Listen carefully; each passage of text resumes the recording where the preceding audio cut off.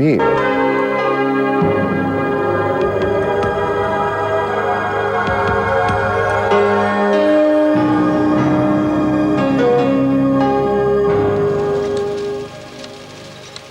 För 50 år sedan så var det stenålder för datorerna. De var primitiva och stora och tröga.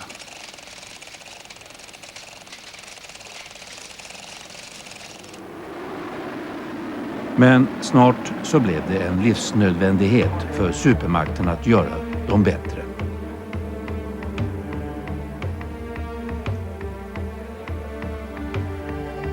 Det kalla kriget och Sputnik tvingade fram en rasande utveckling.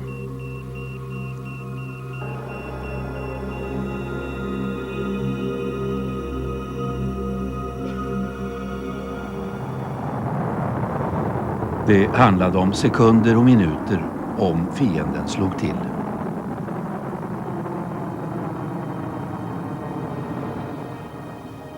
Men de nya datorerna blev också en förutsättning för färderna till månen.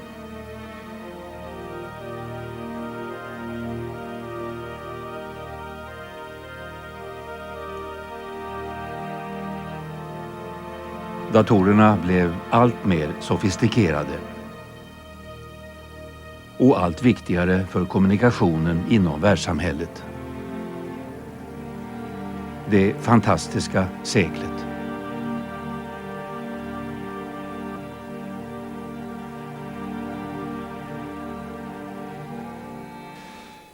Ja, datorn är förstås en av seklets stora tekniska revolutioner. Idag spelar den ju en roll för nästan alla mänskliga aktiviteter. Och dessutom, vi har väl egentligen bara sett början på datoräventyret. Ofta är det ju så att krig och vapenskrammel leder till en stegrad teknologisk utveckling. Det har ju historien dessvärre visat många gånger. Och det gäller förstås också för utvecklingen av datorerna. Andra världskriget och senare terrorbalansen mellan USA och Sovjet tvingade fram enorma resurser åt datateknikerna. Det gällde ju helt enkelt att överleva ett kärnvapenanfall. Och då måste man ha total kontroll över luftrummet. Därför så byggdes världens största datorer, en kedja av 26 jättemaskiner som skulle skydda USA. En av teknikhistoriens stora revolutioner tog fart på allvar. Och den gick allt snabbare via rymdfärder och jättelika forskningsdatorer fram till dagens persondatorer och till det nya supermediet internet. Det här ska vi berätta om ikväll och startpunkten är alltså tiden efter andra världskriget.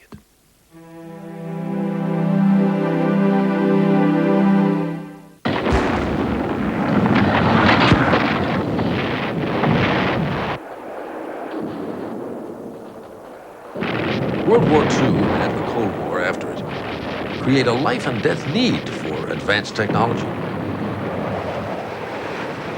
Jets, rockets, radar, computers, plastic, they're all developed in this new and more complex age.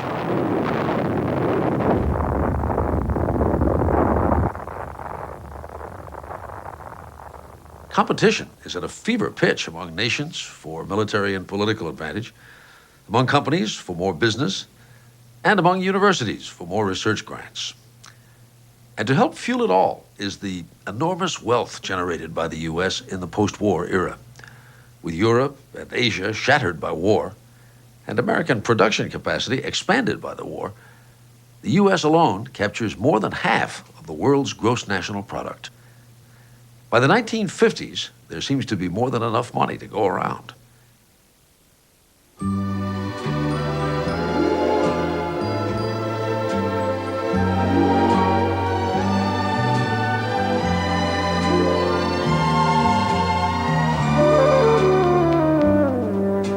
Andra världskriget är över och produktionen av tekniska konsumtionsvaror slår nya rekord.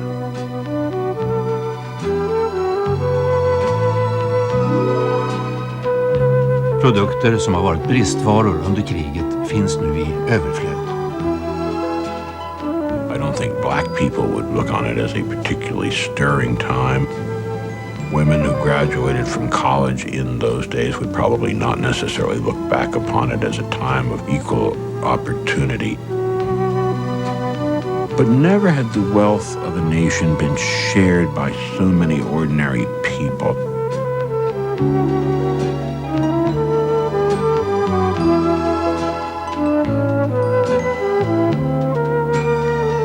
People were moving to the suburbs. They were getting washing machines and dryers and magical ovens that you threw something, a frozen roast in, and it would be cooked for you. It was the good life.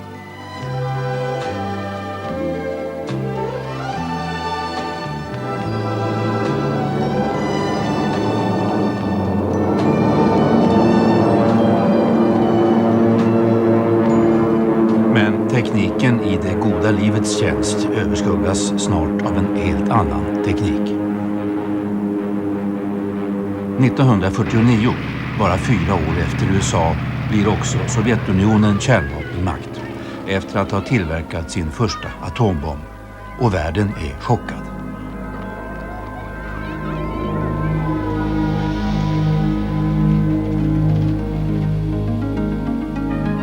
USA ser sig om efter ett hjälpmedel som ska stärka landets luftförsvar. Ett alternativ är en ny teknik i form av en så kallad generell datamaskin. 1950 finns det mindre än ett dussin datamaskiner i hela världen. Den snabbaste kallas för Whirlwind, virvelvinden, och finns på MIT i Boston. Dess skapare är doktoranden G Forrester.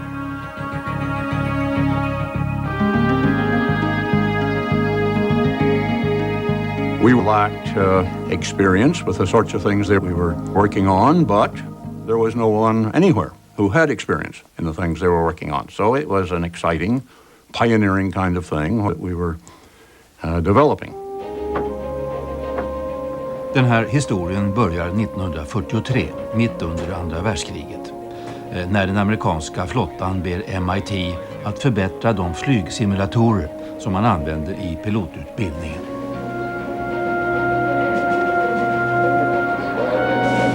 De mekaniska modeller som redan finns fungerar bra, men det finns ett problem. They are limited in their flexibility. In order to change from one, say the simulation of one airplane to another, you would basically have to tear the whole machine down and build a new one.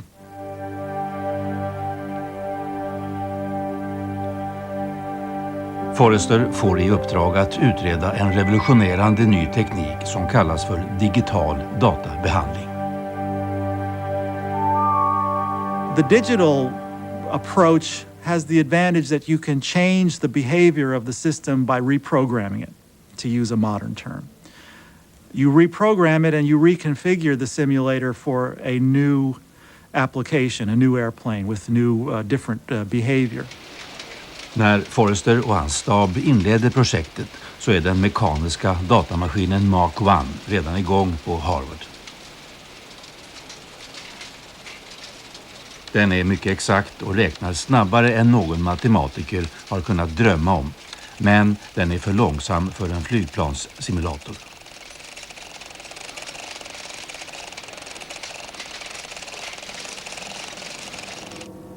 Datorn ENIAC på University of Pennsylvania är tusentals gånger snabbare tack vare att beräkningarna utförs med hjälp av elektronrör. Men varje programförändring kräver flera dygns omkopplingar. Forrester får i uppdrag att tillverka en dator som är snabbare och mer flexibel än någon annan.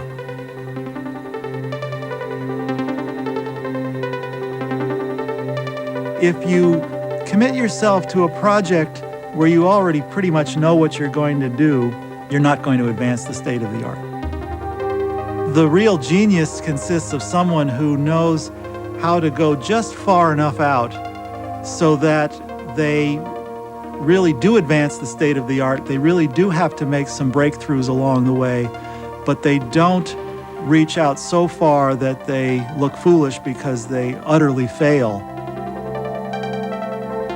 Forrester gör sin dator snabbare genom att konvertera siffror till en binär kod med enbart ettor och nollor.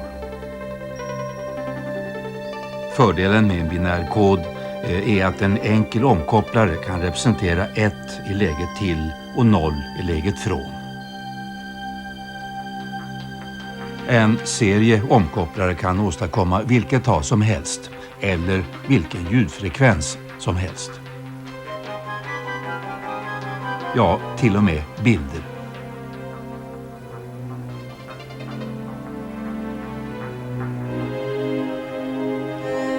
Med ett minne så kan datorn operera själv, men än har ingen byggt ett som fungerar bra. Forrester hittar ett material som snabbt kan skifta mellan magnetisering åt det ena eller det andra hållet och därmed representera 1 respektive 0. And I spent several evenings just walking the street thinking about how one might arrange it, coming up in 2 or 3 weeks with a diagram of how to do it, which in fact persisted almost exactly as originally sketched for the next 30 years. Forresters magnetiska kärnminne består av små ringar som har trätts upp i en matris med läs- och skrivledningar. Information kan hämtas och registreras i varje skärningspunkt. Forrester och hans chefsingenjör Bob Everett har ett lag av studenter till sitt förfogande. There was no such thing as 9 to 5. More like 24 hours a day. I mean, MIT had a rule that graduate students couldn't work after midnight, and those of us who were involved in this thing, we would go down and punch out at midnight and then put another 3 or 4 hours on the machine after that. Man tycktes nästan ha glömt att man bara skulle tillverka en flygsimulator. Man byggde från grunden upp en maskin som var mer komplicerad och arbetade snabbare än någon tidigare. Now that we've got this machine that was lightning fast, we had to figure out how to communicate with it. Jack Gilmore skriver några av de första programmen för virvelvinden. The fascination for me was that I could actually sit down and write out instructions and then get that stuff that was written in pencil inside that sleeping wizard.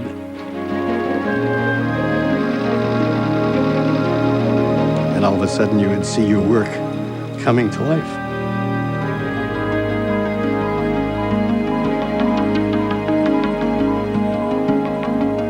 I think everyone knew that they were a piece of history. We knew that we had something very special.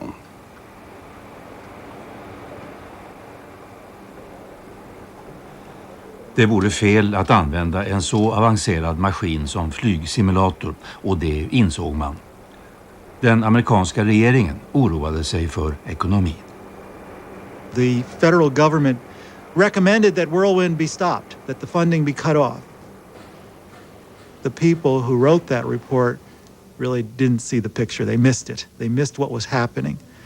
They missed the fact that you really had to go back into some very fundamental research and work right from the ground up to redefine electrical engineering to build digital computers. Forrester har ägnat en stor del av sitt liv åt att bygga en datamaskin utan motstycke och tydligen utan användning.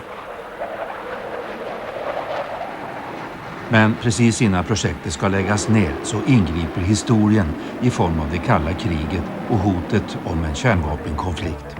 Man måste kunna skilja ut fientliga plan från de tusentals andra plan som är i luften varje dag. Att pricka av varje flygning mot en lista över planerade flygningar går alldeles för långsamt.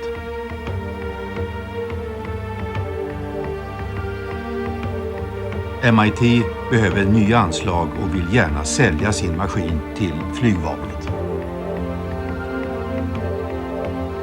Under 3 år anpassas den till sin luftbevakningsuppgift och byter samtidigt namn till Sage. Så småningom blir det 26 installationer utspridda över hela USA.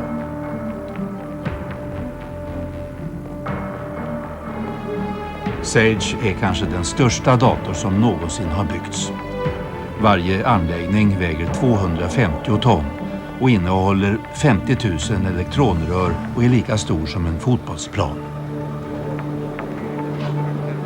Sage had such complex requirements of tracking aircraft and directing radars and determining whether this was a friend or foe up there and all that kind of thing and doing it all very quickly, reliably. It had a requirement for programs that were much more complex, much longer, and out of that came a sense of creating a profession of computer programmers.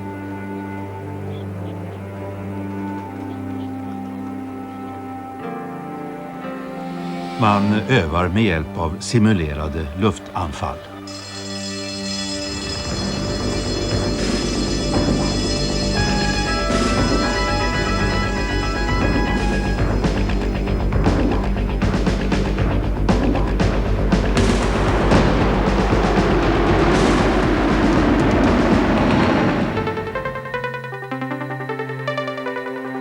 The Sage air defense system used a variation of a television screen to display graphical information, something that we take for granted, but Sage was the first. An operator would point a light pin at an object on the screen to query, what airplane is that? The light pin, of course, is now a mouse, but it's the same idea.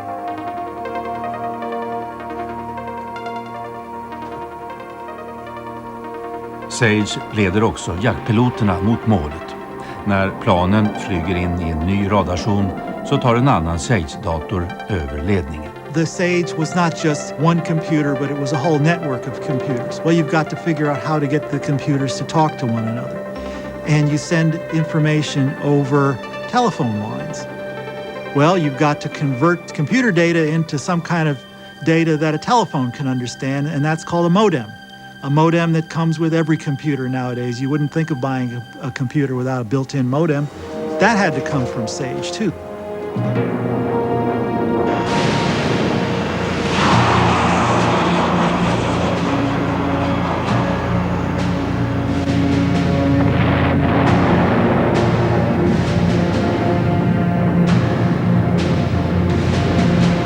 Lots of things that had to be invented that we now take for granted came out of this project that started out with seemingly a very specific purpose of air defense, but it turns out that it has a lot of utility for people today who may never even think about air traffic control or air defense or any of these kinds of applications.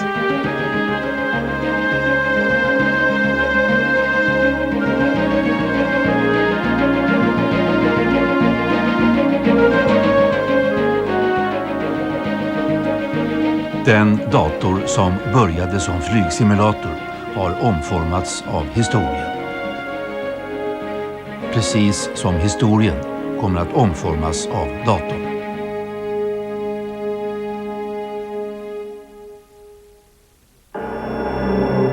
Den 4 oktober 1957 släpper Kreml en nyhet som kommer som en chock för USA.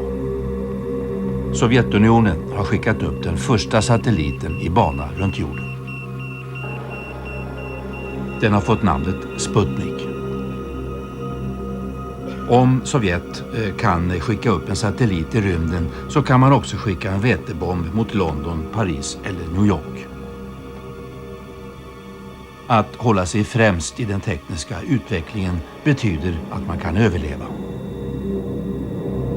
I was a Air Defense Command interceptor pilot, and we trained daily to protect, in my case, San Francisco from nuclear attack. If I had had the opportunity, I probably would have built a bomb shelter.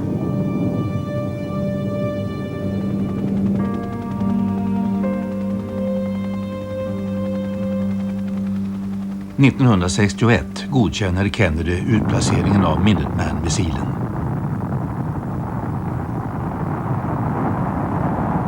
Minuteman kunde användas som kärnvapenbärare mot mål i Sovjetunionen.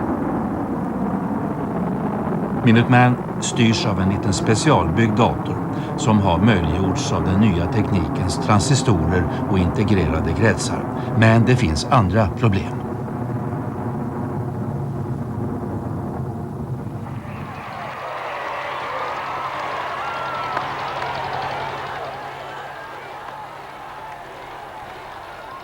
Sovjet gjorde en rad dramatiska framsteg i rymden. 1961 så skickar man upp den första människan i omloppsbana kring jorden. President Kennedy eldar nationen med en djärv utmaning. I believe that this nation should commit itself to achieving the goal before this decade is out of landing a man on the moon and returning him safely to the earth.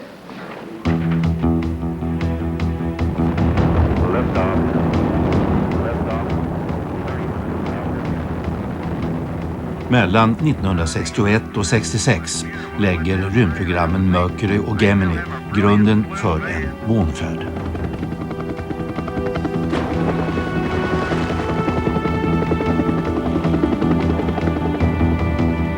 Men med de nya ambitiösare målen så blir uppdragen mer invecklade. When Gemini ended, NASA was really on a high almost, you know, a feeling of we can do anything.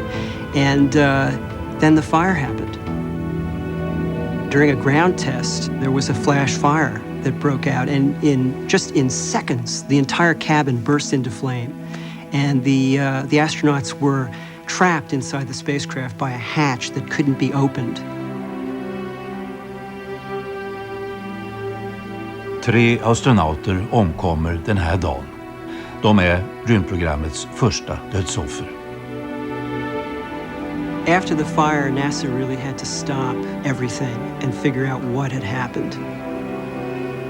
Actually, the hidden blessing in the fire was that it did give NASA time to stop and correct a lot of ongoing problems that had been plaguing Apollo all along. I mean, you've got to think about what it means to design a moonship, you know, and fit everything into this, you know, all of these incredibly complex systems into this really comparatively tiny package, this cone-shaped command module. It was almost inevitable that something would go wrong in a project like that.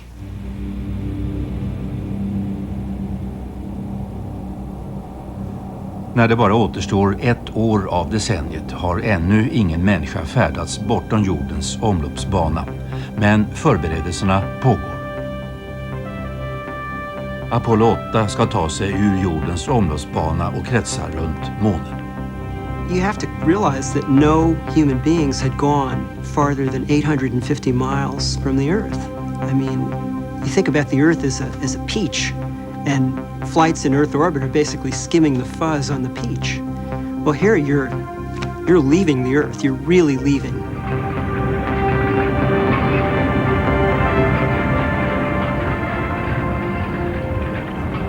Apollo 8 är ett av historiens största tekniska företag.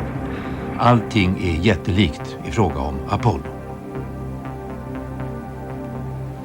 Programmet sysselsätter 400 000 ingenjörer, forskare och tekniker inom så vitt skilda områden som databehandling, framdrivningsteknik, kommunikationsteknik och materialhantering.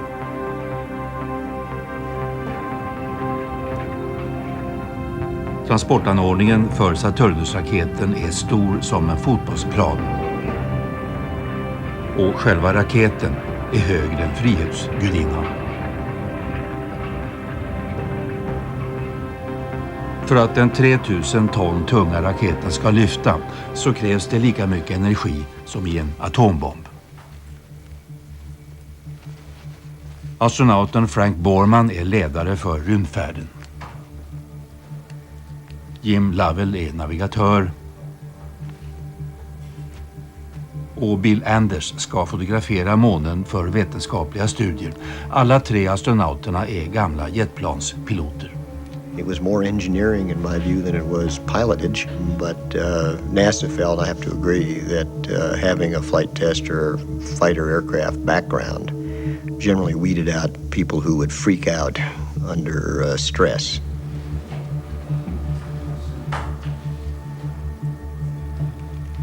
Från början var det meningen att Apollo 8 skulle utföra tester i bana kring jorden. Men nu har man bestämt sig för att göra en månfärd direkt. Everybody knew the chances of everything going right were pretty small. Each one of them had to know his job, like the back of his hand. Flying that spaceship had to be second nature, so that if something did go wrong, they could react.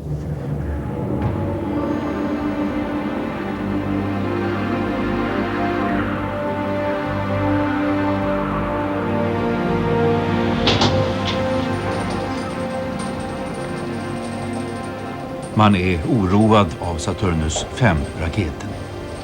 Det är första gången den ska användas vid en bemannad rymdfärd. Och vid förra uppskjutningen vibrerade den kraftigt.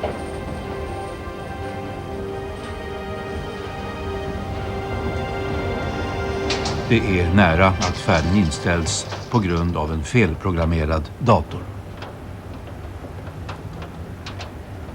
Tiden för programmet är på väg att ta slut. Och det rapporteras att också Sovjetunionen förbereder en månfärd. This is Apollo Saturn launch control. We are still go at this time. T-minus 10, 9. We have ignition sequence start. The engines are on. 4, 3, 2, 1, 0.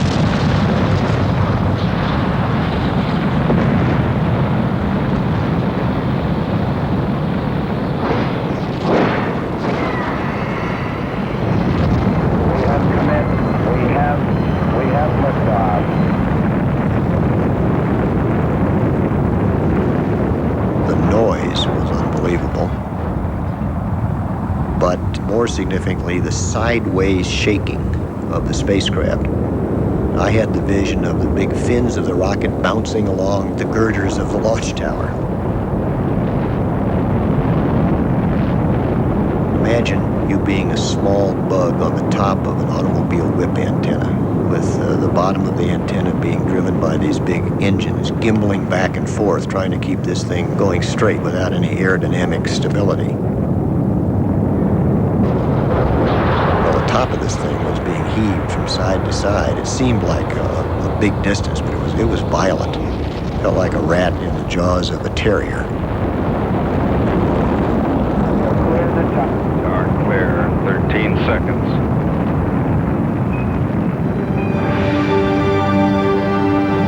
Following Houston, you are go for staging, over.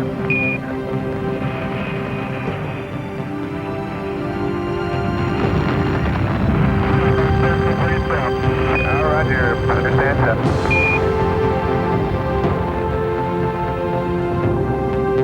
Två och en halv minut efter start lösgörs det första raketsteget.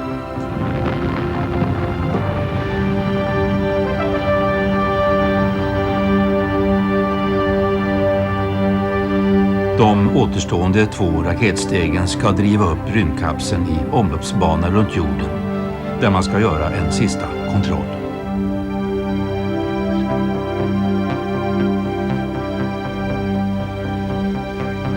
Bestämningen av banan till månen är så invecklad att det krävs flera samverkande datorer för att utföra dem. När rymdfarkosten ligger i omloppsbana runt jorden så måste motorerna startas igen i exakt rätt ögonblick och rikta det tredje steget mot månen, som är ett rörligt mål på 400 000 kilometers avstånd.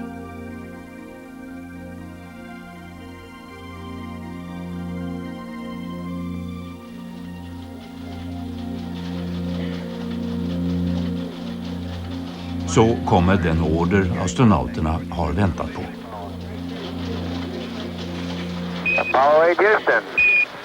Go ahead, Houston. Apollo 8, you are go for CLI, over.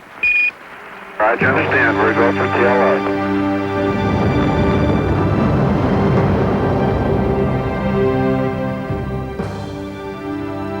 Tredje raketsteget startar. För första gången i historien lämnar människan jorden. And the velocity is just galloping upwards. They're going faster than anybody's ever gone. And finally they get to a speed of about 25,000 miles an hour. And that's fast enough to just get out of the Earth's gravitational well. And then the moon's gravity will take over. Okay, how long is that? We're going to force stay for a while to get the configurations. I'm sorry, Dick, we're going to force Resan till månen tar 3 dygn. De minidatorer som finns ombord har möjliggjorts av de integrerade kretsar som utvecklades för Minuteman. De behövs på månens baksida där man saknar radioförbindelser med jorden. Och det var en av de datorerna som höll på att äventyra hela rymdfärden. De ska starta en raket som bromsar rymdkapseln tillräckligt mycket för att den ska dras in i bana runt månen. Raketen ska vara igång i exakt 4 minuter. Det räcker med några sekunders fel för att Apollo 8 ska störta på månen. När körtiden är slut så trycker Borman själv på avstängningsknappen för säkerhets skull.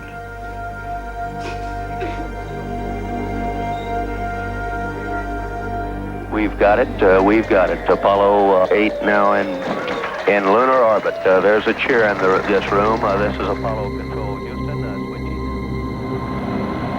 Welcome from the moon, Houston. Thank you.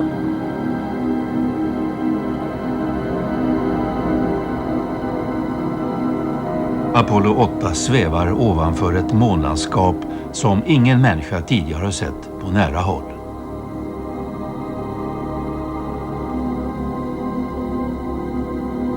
It was a rough-looking place. It was just pockmarked with crater after crater after crater, one on top of the other.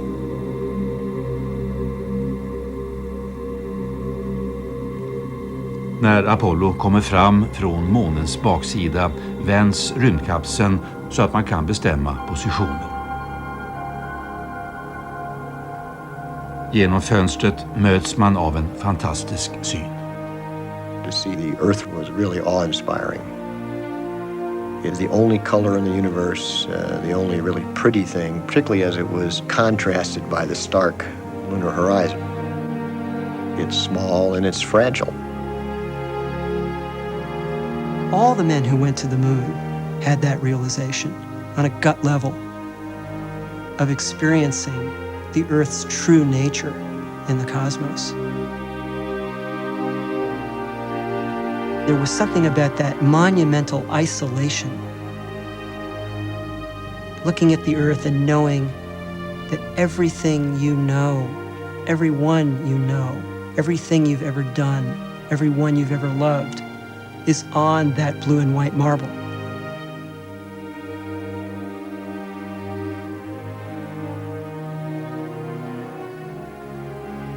Med hjälp av den moderna tekniken förvandlas science fiction till verklighet. Mindre än ett år senare så finns det fotspår på månen.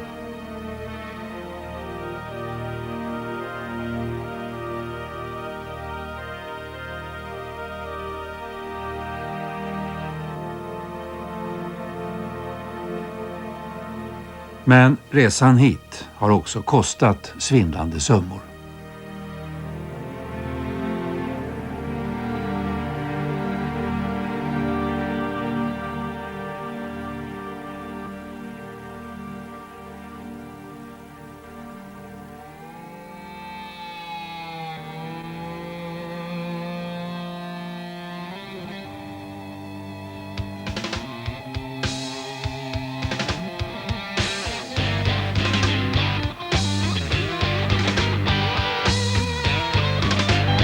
Den moderna teknikens löften har varit automatiska motorvägar, perfekta bostäder inbäddade i naturen och hotell på månen.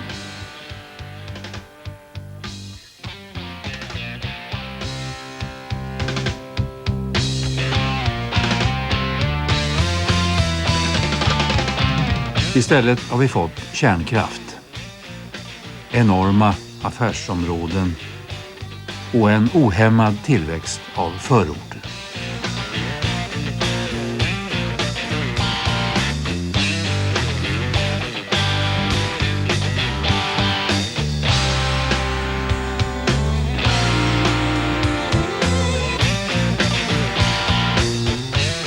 One of the biggest negative aspects has been the thought that if you can go to the moon, you can fill in the blanks, solve cancer, the trash problem, energy, you name it. Most of those problems are not technological problems, they're political problems. They're much more difficult because they require the body politic to agree and make difficult choices.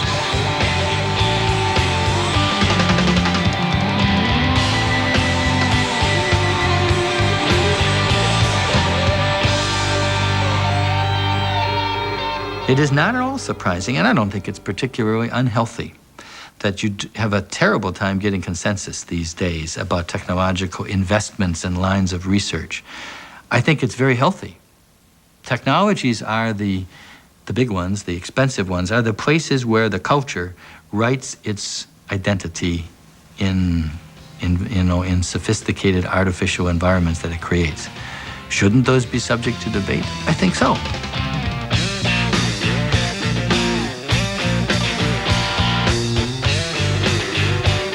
The fact that we live better than our parents and our grandparents, the fact that work is less burdensome, the fact that there are more protections for ordinary people than there were 30, 40, 50, 60 years ago. Most of that we take for granted. One of the things that science and technology does, because of television, is it constantly raises the sense of expectation.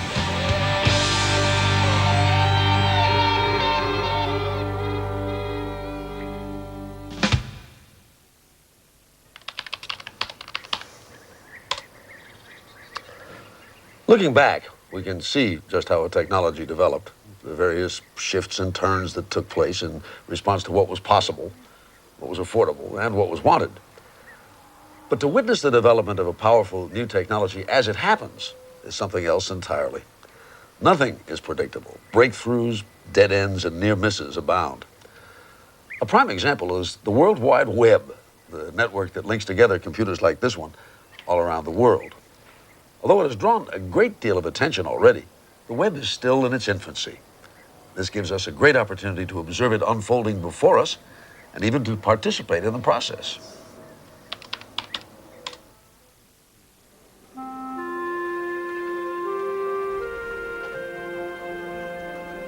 Före World Wide Web och internet och före hemdatorerna fanns det datorer som fyllde hela rum. På 60-talet ersätts elektronrören med transistorer och då krymper datorerna kraftigt. Mindre kan de inte bli på grund av kablarna mellan de tusentals komponenterna. Men så kombineras transistorer och kablar på en liten halvledarbricka och kisel till det som kallas en integrerad krets. De här halvledarbrickorna kan massproduceras som bilar på löpande band. Tillsammans med andra komponenter etsas transistorerna fast på en liten kiselbricka och kopplas sedan ihop med hjälp av metallfolie.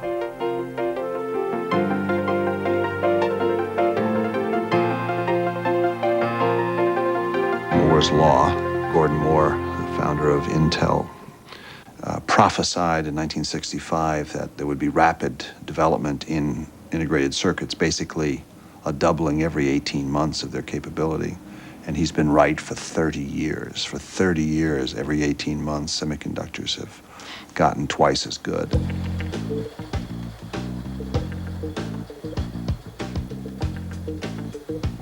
I mitten av 70-talet kan man tillverka en liten och billig persondator. Men ingen vet vem som skulle vilja ha den. Förutom kanske några få fantaster som har erfarenhet av universitetsdatorerna.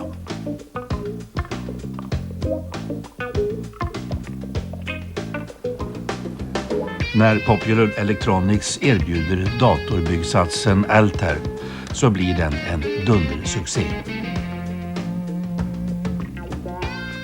Den unge Harvard-studenten Bill Gates hoppar av studierna för att utveckla ett datorspråk åt Altair.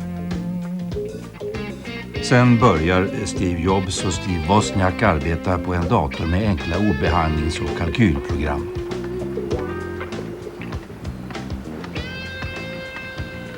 Vid det här laget är persondatorn på väg in i hemmen över hela världen. Men på 70-talet arbetar forskarna och försvaret fortfarande med universitetens dyra stordatorer som subventioneras av USAs försvarsdepartement. Every year, these universities would ask for a new computer because they wanted to do world-class research with world-class computers. And even ARPA couldn't afford to buy computers for every computer science department every year. So back around 1966 or so, they began asking themselves, well, how could we connect these machines together so the various universities could share the resources? Why don't we get all the physics researchers to use a physics computer here and all the weather researchers to use a big weather simulation computer here, and they'll use the network to sort of go there.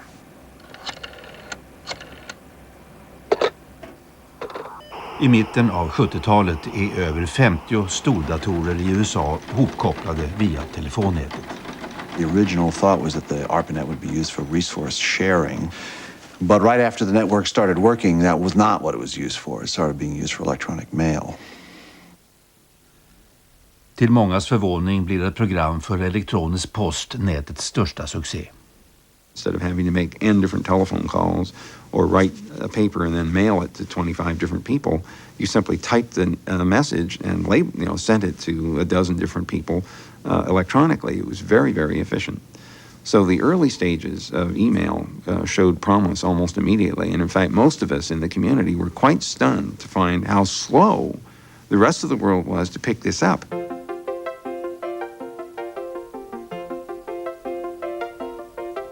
Datornäten används allt mer inom statsförvaltningen och näringslivet. Men man hindras av att man inte kan kommunicera mellan de olika näten. How am I going to do that if each of the networks is not exactly identical to the other? Well, I have to put something in between each network so that it can deal with the variations between the two and yet make it appear uniform to all the computers that are around the edges of all the networks trying to talk to each other. That was the internet problem, and Bob Kahn and I invented the internet protocol in order to solve that problem.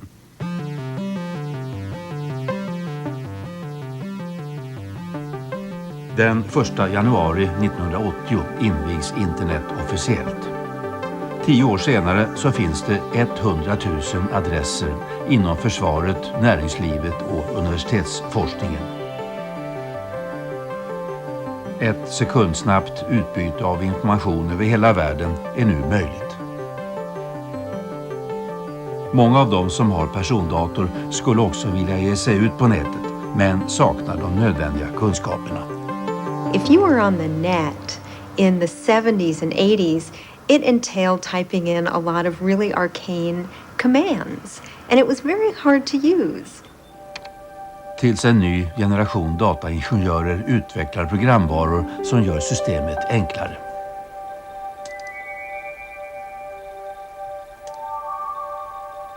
År 1990 skriver den engelske dataingenjören Tim Berners-Lee i Schweiz ett program som gör det möjligt att gå från ett elektroniskt dokument till ett annat var som helst i världen bara genom att klicka på ett ord eller en fras. Han kallar sitt program för World Wide Web. De sammanbindande länkarna kallas för hypertext som man når med hjälp av ett läsprogram. The first 2 years were a very hard slog trying to persuade people that hypertext was not going to be too complicated, that this really would be very interesting and there would be material on it, that it was worth putting your material out because there would be people who use the browsers. It was worth installing a browser because even though the material that was out there wasn't that exciting, that there was more material coming. And trying to stimulate that interest and allay the fears of being lost in hyperspace, allay the fears of losing control of your information, And that slowly it changed from a need to sell the idea to a need to coordinate the enthusiasm, which now picked up. There were gazillions of PCs doing comparatively uninteresting things until the web drops into this huge accumulating infrastructure, and suddenly it just spread like wildfires. Ett år senare gör programmet mosaik att man får bilder och ljud på webben. Welcome from the moon, Houston. Thank you. It's very exciting to be in on the beginning of something new. People talk about it all the time. There's articles in the newspaper about it all the time. That's just how radio was. It was that kind of excitement.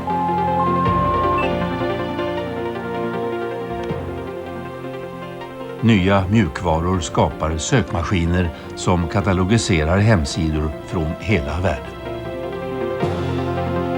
If you've never used the web before, the first thing you do when you get on the web is you type in the name of your high school sweetheart. And you'll find him or her. I mean, they're there.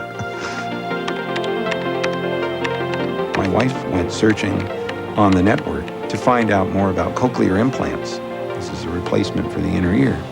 And she discovered a news group that was discussing this thing, got onto it to find out how well this was working, and ultimately became a recipient herself. And now very successful. She was deaf for 50 years. Now she can hear and use the telephone, watch television, and go to the opera.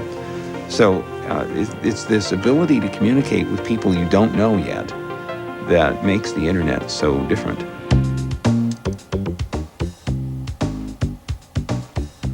Nu kan alla som har dator, modem och telefon skapa sin egen hemsida. The striking thing about the web is you find many, many things that you would never, ever find in any other medium. And the reason is that anybody, any human, a single person, an individual person, can put content on the web.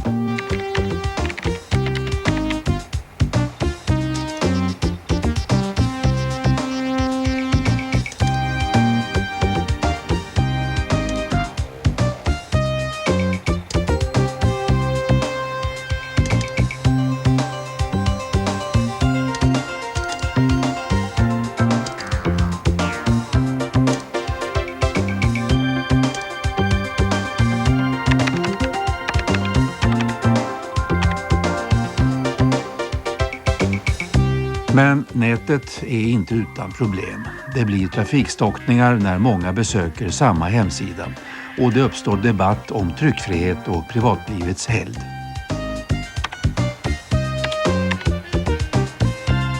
It's because of the tremendous potential there is to track what people do and how they buy and how they think.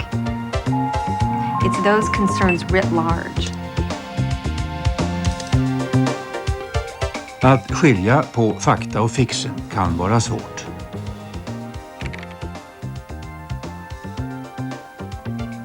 Reklamen kan bli påträngande.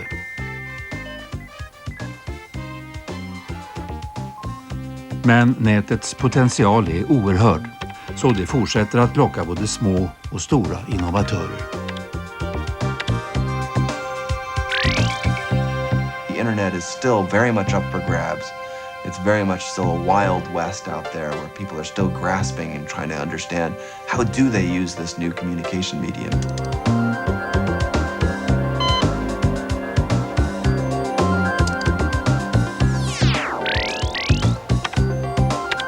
It's software that makes it so that we can change this box, it's the same box that we bought last year, into whatever kind of device we want. And that is what's enabling some of the speed up of the distribution of these applications. So the World Wide Web has only been around for a couple years in any real way. And who knows, maybe it'll be replaced by something completely else.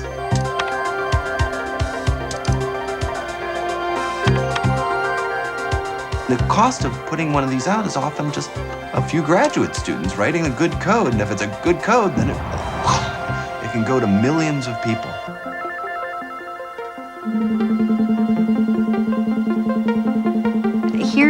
web, which was started in Switzerland by physicists who were figuring out a way to share papers and link footnotes using hypertext. And who would have thought that that would have the popular application that it does today? You never know where the next invention will come from or what on earth it will be.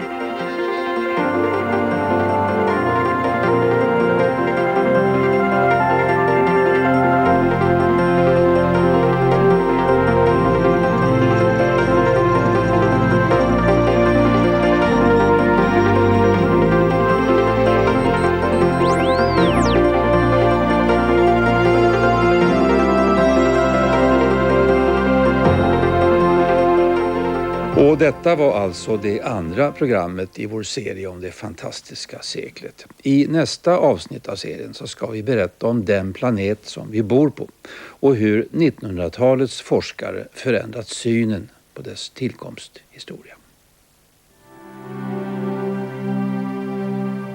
För 100 år sedan så trodde man att material från solen hade skapat vår planet. Men jorden byggdes av klumpar och partiklar som kom farande från andra delar av rymden.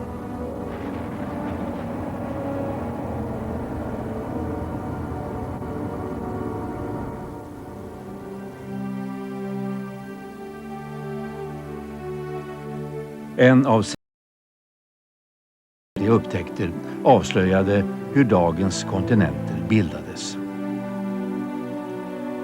Kontinentaldriften pågår än idag och orsakar vulkanisk aktivitet på havets botten och uppe på land.